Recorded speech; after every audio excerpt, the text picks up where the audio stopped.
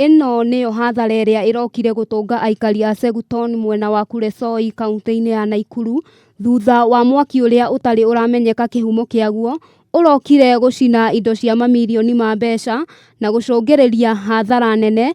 Aikari a mwena ũyũ magĩtigwo matarĩ na wĩki, mwĩhoko wao arĩ mũndũ ũngĩmakua tha na kũmateithĩrĩria.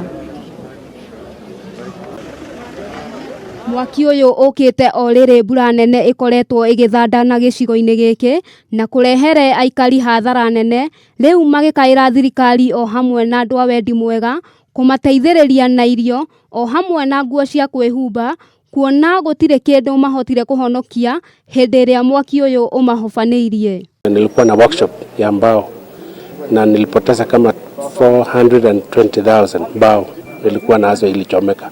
John Njoroge na Sarah Wambui arĩa nĩ ahũri a biacara na nĩ amwe a arĩa mahutĩtio nĩ mũtino ũyũ na njĩra nene, makiuga indo ciao itanyihĩire ciringi milioni 1 nĩ ikorirwo ikĩhĩra mũtino-inĩ ũyũ. Niliathiriwa kwa ploti mbili ya 50 by 100 na ilikuwa na vitu mingi ndani, hata ingawa ingine siwezi kusema ni ngapi.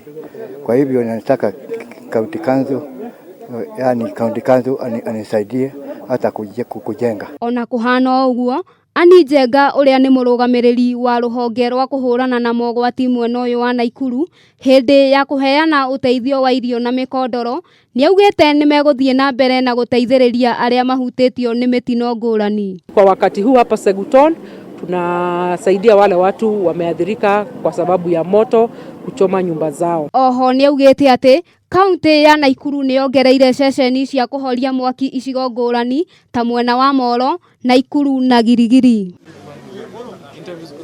Handũ-inĩ ha Kameme TV, rĩtwa rĩakwa nĩ Wambui wa Njũgũna.